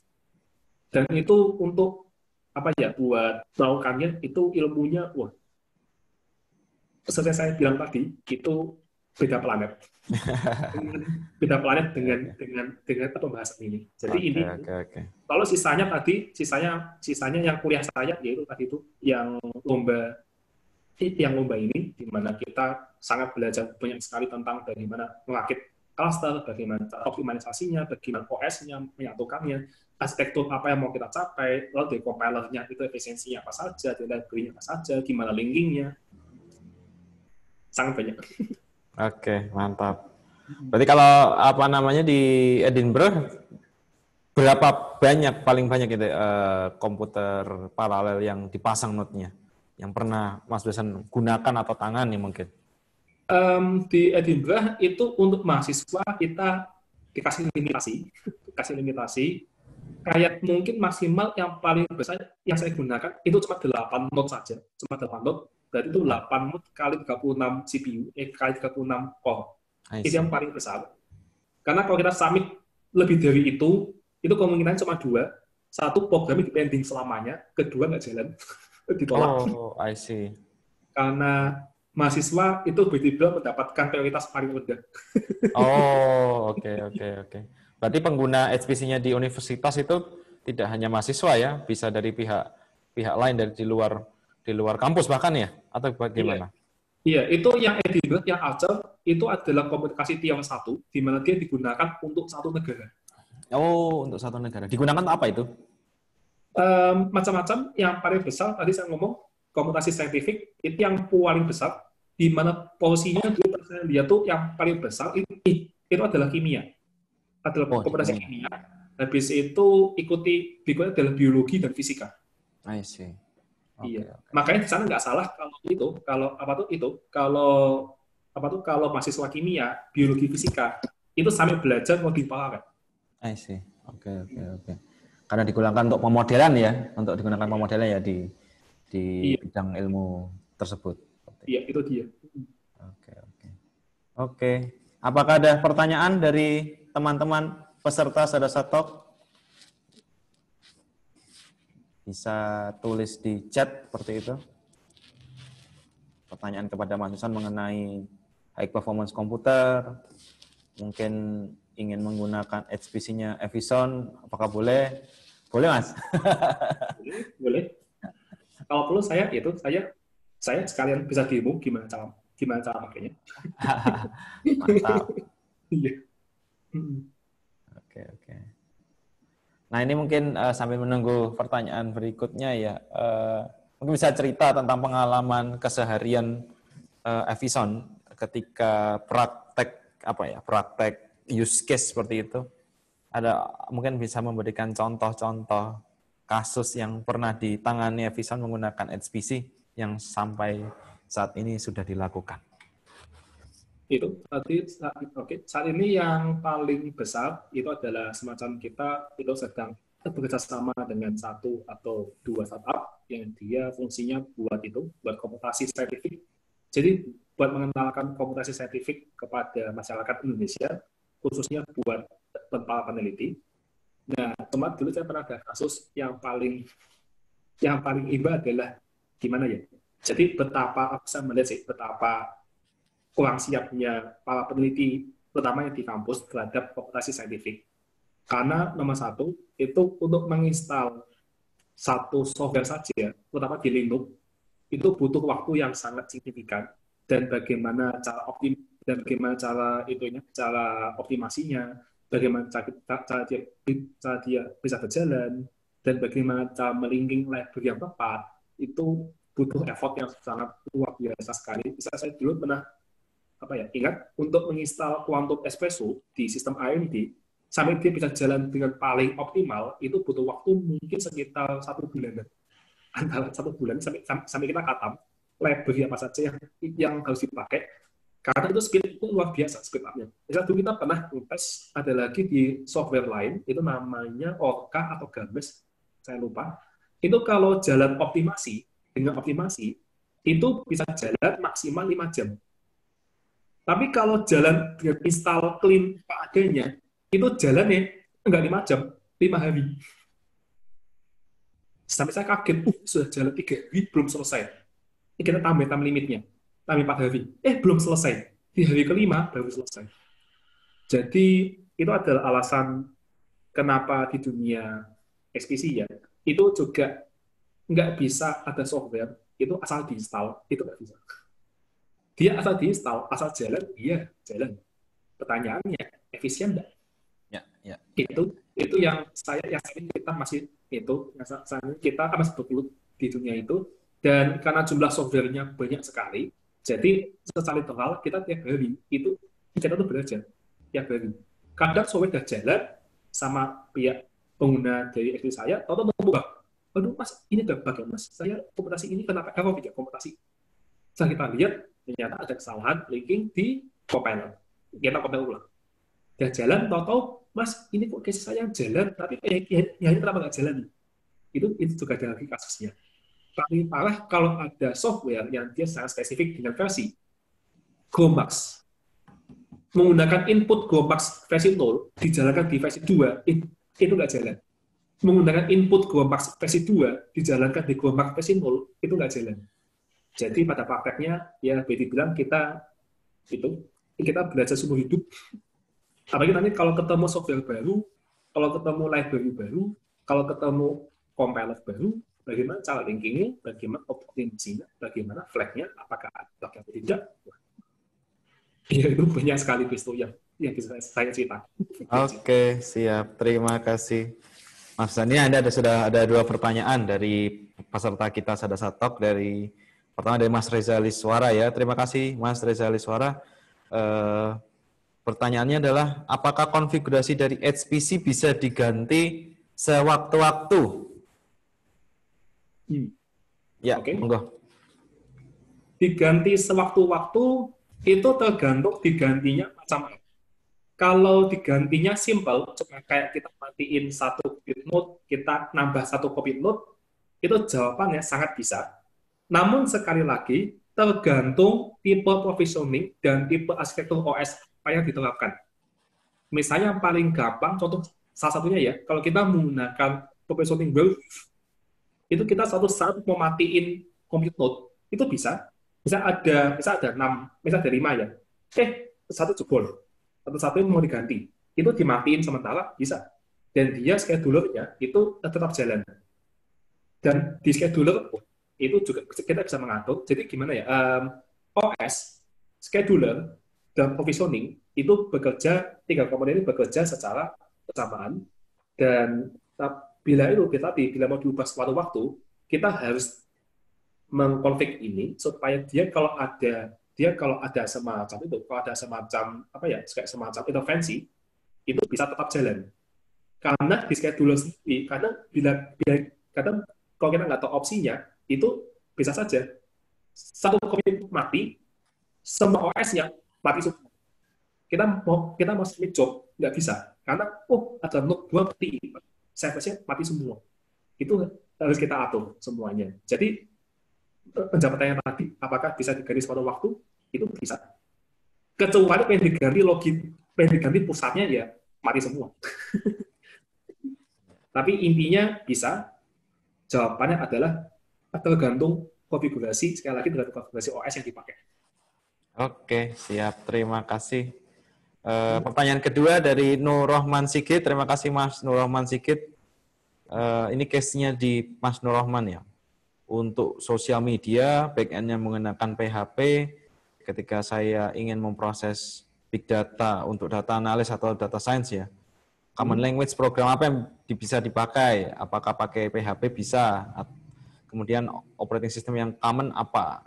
Dan juga database yang common apa? Mungkin common di dunia HPC ya maksudnya. Lalu yang kedua, apakah saya harus membuat cluster aplikasi berbeda dari back-end yang nantinya akan menarik data yang sama dari RDBMS yang sama dengan back-end ya, dengan bahasa yang berbeda, atau bisa satu cluster dengan bahasa yang berbeda. Mari, silakan Mas Wilson. Cukup teknis nih pertanyaannya. Pertama, itu untuk yang pilihan bahasa, saya percaya Kristo bisa menjelaskan itu lebih banyak. Nanti Kristo mungkin kalau bantu saya jawab, Kristo mungkin bantuannya. Oke.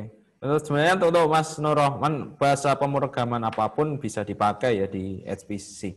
Kayak saya untuk pengolahan Big Data Analytics tetap menggunakan bahasa pemrograman R atau Python seperti itu. Dan memang harus disambungkan dengan HPC. Beberapa kali saya menggunakan HPC Efficient untuk pengolahan data dalam jumlah besar. Seringkali ketika kita menemukan dataset dalam jumlahan yang cukup masif, kita tidak bisa lagi menggunakan satu komputer saja untuk mengolah. Maka dari itu biasanya saya pindahkan pemrograman saya yang bentuknya serial tadi itu ke dalam pemrograman dalam bentuk komputasi paralel yang dijalankan lewat HPC seperti itu. Artinya bahasa pemrograman yang digunakan sama, tidak ada bedanya seperti itu.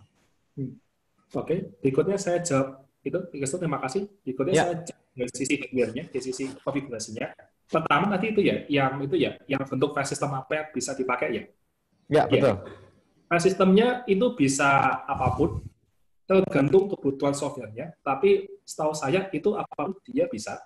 Khususnya kalau menggunakan Linux, menggunakan ext4 atau menggunakan NFS, itu bisa. Cuma bentuk konfigurasinya, kayak storage-nya mau taruh di mana, itu jawabannya tergantung budget. Karena kalau budget seadanya, kita bisa pasang di satu node komputasi itu. Cuma pertanyaannya, bagaimana kalau membutuhkan redundansi? Berarti kita harus pasang di node yang terpisah. Itu banyak pilihannya, bisa NAS yang umum, lalu bisa juga DAS. Tapi DAS itu akan lebih mahal karena dia butuh server node komputasi sendiri. Itu kayak Dell dia punya sendiri, XP dia punya sendiri. Itu sangat mahal. Jadi solusi kita pakai NAS. Itu pun NAS-nya juga masih banyak pilihannya. Mau menggunakan apa yang tidak langsung jadi, Kina, Synology, atau mau menggunakan bikin sendiri, bikin free NAS. Kalau bikin free NAS, nanti dia NAS controllernya, motherboardnya mampu nggak? Nah, kayak gitu. Jadi intinya variasinya banyak sekali, jawabannya tergantung budget. Lalu nomor dua, apakah tadi itu ya, apakah satu komputer bisa menghandle dua bahasa yang berbeda atau enggak ya? Ya, betul. Itu adalah konfigurasi di bidang OS-nya. Kalau kalian bisa membuat semacam kontainer atau kalian bisa membuat semacam semacam file system, kayak semacam Conda sendiri atau semacam sebuah virtual environment sendiri, itu bisa. Tapi tergantung bahasa yang dipakai, tergantung. Kalau dia bahasanya nggak tabrakan, itu kita bisa pakai. Cuma kalau seandainya dia ada potensi buat tabrakan, disarankan emang berbeda mode, disarankan emang berbeda. Atau juga bisa juga kita pasang dengan konfigurasi VM. Kita bisa pasang satu komputer, dia dibelah secara virtual, VM1 buat bahasa ini, VM2 buat bahasa ini, di mana ini solusinya kita bisa menggunakan bare metal VM seperti yang paling terkenal, Citrix, Giant Server, lalu ada lagi dari Oracle, ada lagi dari ESXi. Jadi solusinya bisa seperti itu, antara kita membuat dua mode baru, atau kita pasang dengan VM, atau kita pasang dengan virtual environment kalau bisa. Jadi pilihannya tergantung bahasanya. Oke, siap. Terima kasih, Mas Wilson. Mungkin semoga menjawab ya, Mas Nur Rahman, sedikit jawaban-jawabannya tadi. Kita lanjut lagi ya untuk pertanyaan yang ketiga dari Mas Fadlur Rahman Hadi Nugroho. Terima kasih, Mas. Pertanyaannya tadi ya. Pertanyaannya adalah, ini, OS pada HPC menggunakan apa? Seperti itu. Oh iya. OS pada HPC menggunakan apa? OS pada HPC itu variasinya banyak sekali, tetapi 100% Linux. 100% Linux, 100% itu bisa dikonfirm dari web top 500 di masa ini semua komputer pakai Linux. Linux-nya yang paling umum adalah CentOS. Itu yang paling umum karena CentOS itu dirancang benar-benar buat komputasi saintifik dan dia semacam support program dan compiler untuk saintifik itu bisa sangat optimal. Namun Ubuntu itu juga banyak pakai, terutama Ubuntu server, khususnya untuk server mesin learning, di mana support NVIDIA apapun itu lebih bagus di Ubuntu. Bahkan NVIDIA DGX, sistem yang bawaan NVIDIA, itu disarankan pakai Ubuntu.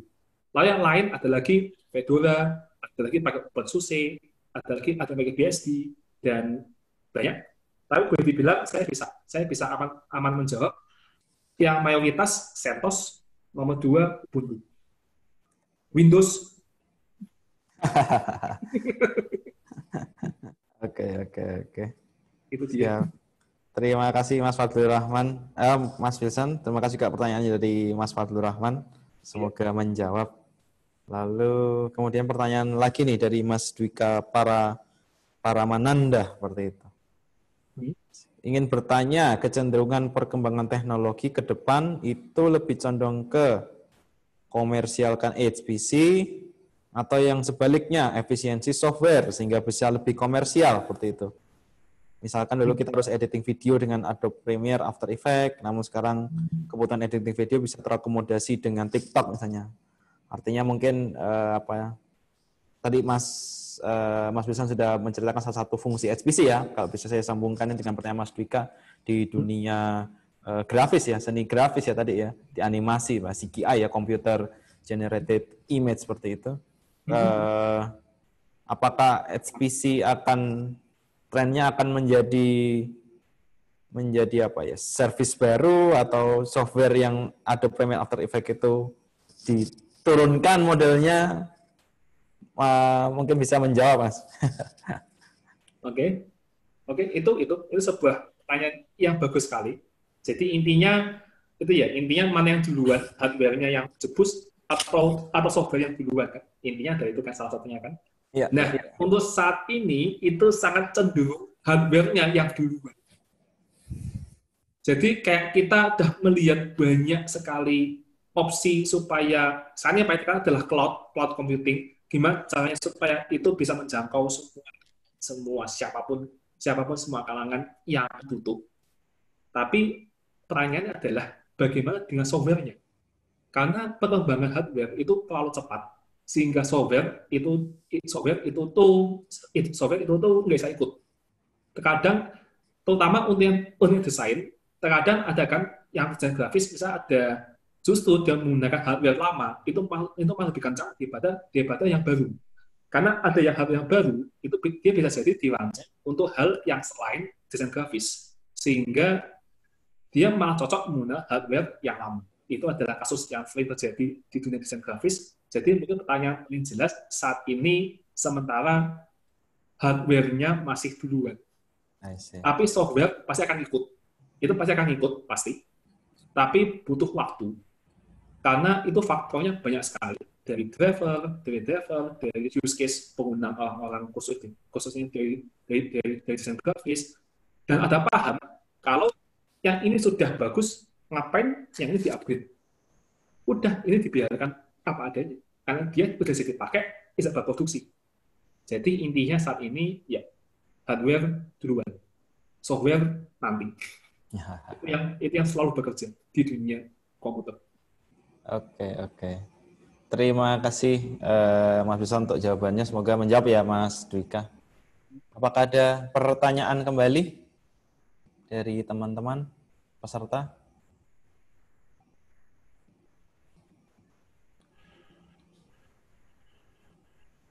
Kalau tidak ada, saya ingin bertanya lagi Mas Bisa tentang kaitannya tadi antara pertanyaannya Mas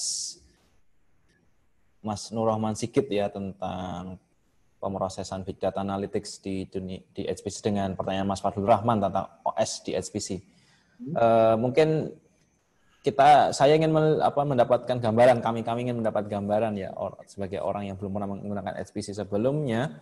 Apa sih sebenarnya perbedaan coding di komputer biasa dengan di komputer HPC seperti itu? Bedanya apa?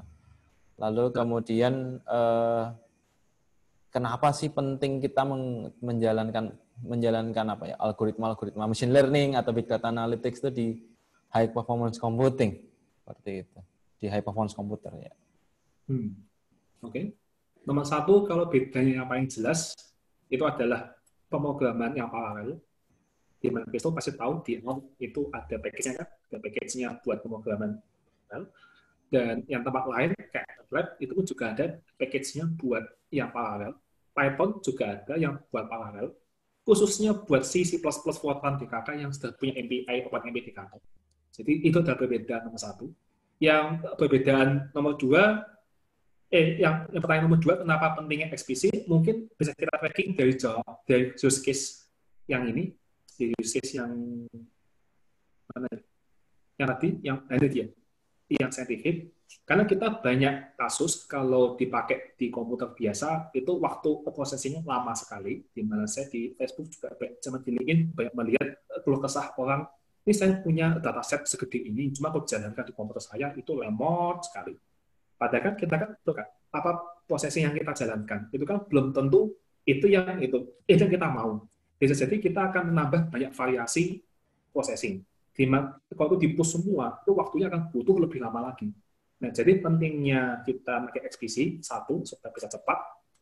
Kedua, supaya kita bisa menge-push variasi komputasi yang penelitian yang lebih banyak, sehingga nanti harapannya adalah data yang dihasilkan itu bisa dipertanggungjawabkan dan akurat.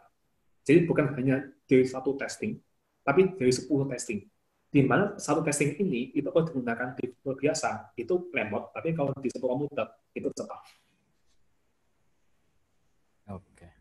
Oke, terima kasih, Mas. Oh ya, pertanyaan tadi yang kedua itu adalah saya keingat dengan salah satu screenshot-nya di layar ini ya, terminal. Kenapa di HPC itu menggunakan Linux dan kenapa Linux menjadi operating system yang utama di dalam high performance computing?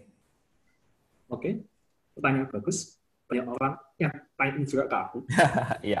Kenapa XPC itu nggak bisa pakai Windows? Iya. Windows-nya lebih gampang, kenapa harus pakai Linux? Jawabannya cuma satu, karena semua framework, semua schedule, semua manajemen cluster ini yang di bagian ini, nah yang ini semuanya ditulis di Linux semua. Oh, oke. Itu karena mereka berbasis unik. Itu basis unik, dan itu lebih mudah diatur, dan itu bisa open source. kalau Windows kan dia kan cukup tertutup karena banyak manajemen cluster ini itu kalian harus mengakses sampai ke level kernel, di mana itu hanya mungkin bisa dilakukan di Linux. Kalau di Windows, apalagi di Mac, dan Windows itu juga udah punya set scheduler sendiri, udah punya set itu yang monitoring sendiri, sehingga jadi dulu di tahun 2015 itu pernah ada usaha untuk mengcluster Windows dengan Windows Server. Tapi hasilnya ya tahu sendiri gagal. Makanya karena alasan kita harus mengakses sampai ke level kernel, makanya digunakanlah Linux. Oh, oke. Jadi alasannya itu ya, alasan utamanya ya. Iya, Karena kita harus masuk ke kernel. Oke. Iya. Karena nanti bila kalian mentuning Linux utama buat asal ini, itu kalian akan banyak sekali bermain dengan itu. Ya. Dan di mana kalau ada salah move, ada salah step, itu OS bisa hancur. Ya. Oke. Itu sering kita lakukan. Nah, menyambung topik ini tentang Linux yang pasti akan digunakan di dalam HPC.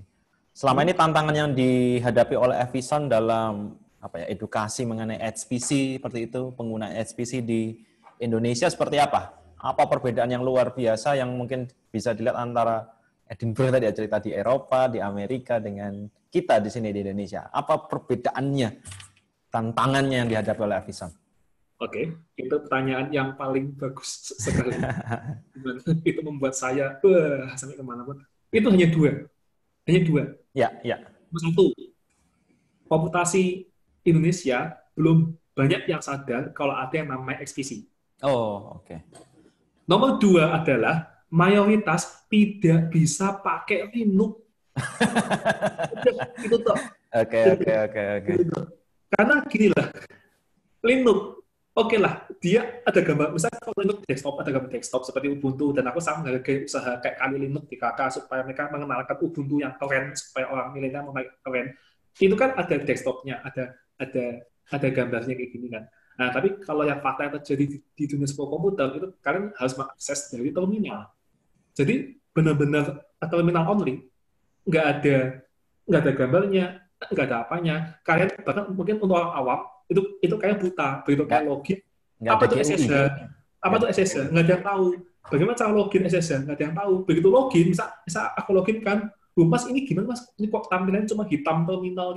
Gimana cara saya bisa menjalankan Espresso? Gimana cara saya bisa tahu di mana direktoriku? Gimana cara melihat hasil? Gimana cara mendownload dan mengupload file ke situ? Gimana cara mengedit di terminal langsung? Nano atau Vim? Ya. Intinya itu banyak yang belum familiar dengan Linux, dan ini beneran terjadi sampai level universitas.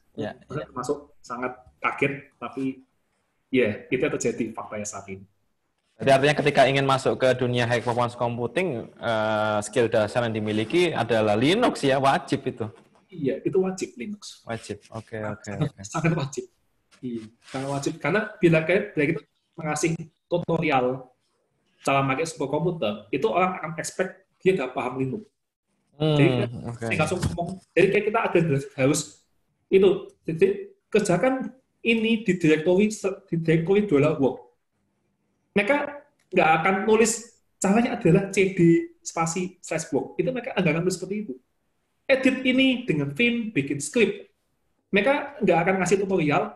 Caranya adalah Vim, outs ini, Vim ini, atau ini, bikin ini. Keluarnya adalah dengan Ctrl C dan Ctrl C Enter, atau dengan titik 2 wiki. Itu mereka nggak akan ngomong seperti itu. Mereka langsung ngomong, bikin script di directory ini, jalankan sesuai dengan path ini, selesai. Awam baca itu, apa itu directory, apa itu path? Berarti termasuk juga dalam merunning sebuah algoritma machine learning misalnya tadi ya, atau algoritma artificial intelligence, semua dijalankan di Linux seperti itu. Semua dijalankan di Linux yang menggunakan terminal di HPC ya. Jalankan sama di Linux. Oke, I see. Seperti itu. Berarti wajib skill Linux ya kalau kita ingin menggunakan high performance komputer ya. Iya. Itu wajib. Itu wajib. Tapi trade-off-nya jelas. Trade-off-nya jelas bahwa ketika kita menggunakan HPC, time tadi ya, time saving-nya luar biasa dikurangi seperti itu toh. Iya. Luar biasa dikurangi. Tapi sisi lain adalah mau tidak mau harus belajar Linux. Iya, itu dia. Oke, I see. Sayang sekali. Dulu pengalaman Mas Wilson mungkin belajar Linux seperti apa, Mas? Mungkin bisa ceritakan pendek seperti itu, pengalaman belajar Linux. Luar biasa. Karena bila kalian tahu, saya baru tahu Linux itu juga sama-sama saat kuliah. Oh, I see. Oke. Semester ke-7 itu saya baru tahu Linux. Mau skripsi ya? Oh, dulu lihat kayak, Ubuntu. Makanya kenapa sulit? Apa itu CD? Bahkan aku dulu nggak tahu apa esensinya kalian habis install software, bikin pad di BSC. Aku pernah nggak tahu itu apa sih? Ini apa sih? Apa bikin export? Ada export pad, ada ini export LD library pad. Apa itu /pt/book? Ini artinya apa ini?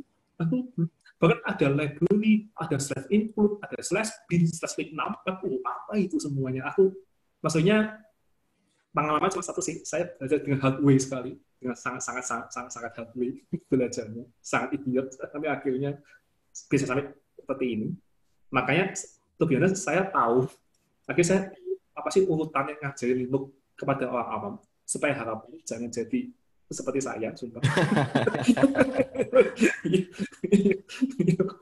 Kayak gitu sih. Okay. Apa yang buat dulu sangat semangat untuk belajar Linux dari awal from zero seperti itu, Mas? Mungkin bisa menjadi motivasi buat teman-teman peserta Sadasatok ini. Iya, jadi intinya biar kalian tahu, gitu kayak tadi. Aku bahkan baru tahu komputer itu pada saat menjelang sebelum kuliah. Ya. Intinya kalau belajar, kalau kita langsung nyemplung ke kasus nyatanya, itu kan belajar akan sangat efektif. Oke. Ya, maksudnya daripada kita belajar, tadi CD, apa ini les? Kenapa nggak langsung tantang? Nih, ada program jalankan di Linux. Ya. Gimana caranya? Gitu sih. Berarti kata kuncinya adalah masuk nyemplung aja langsung ya ke Realcase Project ya, tidak usah takut sambil belajar seperti itu. Iya, nyemplung saja. Selama settingan sistem yang benar, itu user itu tidak akan menghancurkan OS. Dah, gampangnya itu saja. Oke. Jadi intinya berani aja.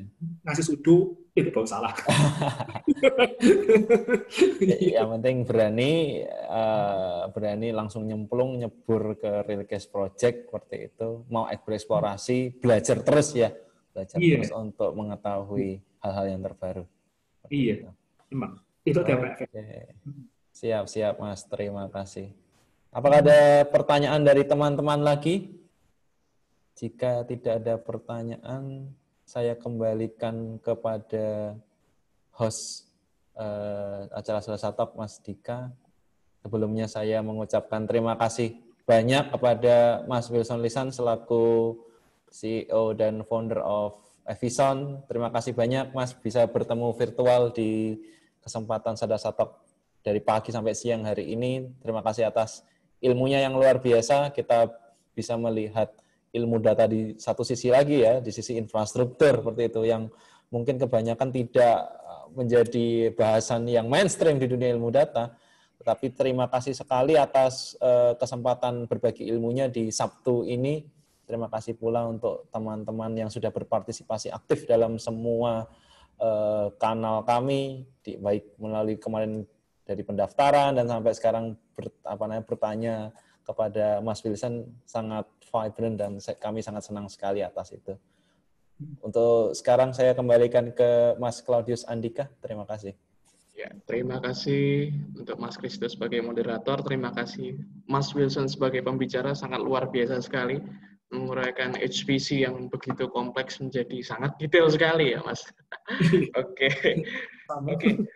Nanti bisa teman-teman yang mau ngepo-ngepoin tentang apa itu HPC lagi bisa tanya-tanya dengan Mas Wilson langsung. Oke. Mungkin terkait Sadasatok kali ini cukup sekian. Tapi untuk teman-teman juga mungkin pengen ngepoin apa itu HPC atau kaitannya dengan tema-tema sebelumnya. Nah, kami di Sandasa ini juga memiliki beberapa Sadasatok sebelumnya seperti webinar yang menguraikan, contohnya pada Sadasatok yang sebelumnya kita menjelaskan tentang apa itu data engineer, itu juga oleh Principle of Data Scientist dari HP yang juga keren sekali itu, seperti Mas Wilson yang sekarang mengangkat HPC. Lalu kemudian untuk teman-teman juga yang mungkin tertarik untuk belajar lebih dalam tentang bahasa pemrograman, tentang machine learning, tentang AI, dan hal-hal seperti itu, kita di Sadasa memiliki kelas di mana teman-teman bisa belajar tentang apa itu data science, apa itu machine learning. Di bulan ini kita akan membuka kelas tentang Python, data science, basic course, kemudian Python for data science, kemudian ada kelas machine learning juga. Nah, mungkin untuk teman-teman juga yang masih pengen terus mengikuti news atau highlight terkait data science dan terkait tentang apa itu teknologi terkini perkembangannya sekarang, kita di next Sadasa Talk, kita akan memiliki tamu yang sangat menarik juga, yang membahas tentang artificial intelligence, dan tamu kita nanti itu berasal dari Tesla. Pasti teman-teman tahu Tesla kan ya.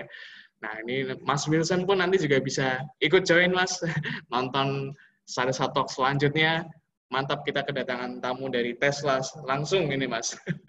Membahas tentang AI. Jadi teman-teman yang masih kurang mengerti atau masih apa ya itu AI atau apa itu machine learning. Nah, cocok sekali untuk teman-teman nanti join ke Sadasa Talk selanjutnya. Jadi tetap stay tune di dalam kanal kita, di dalam Sadasa Talk, terus ikuti, terus pantau. Kita akan selalu bagikan info-info menarik seputar AI, machine learning, dan data science.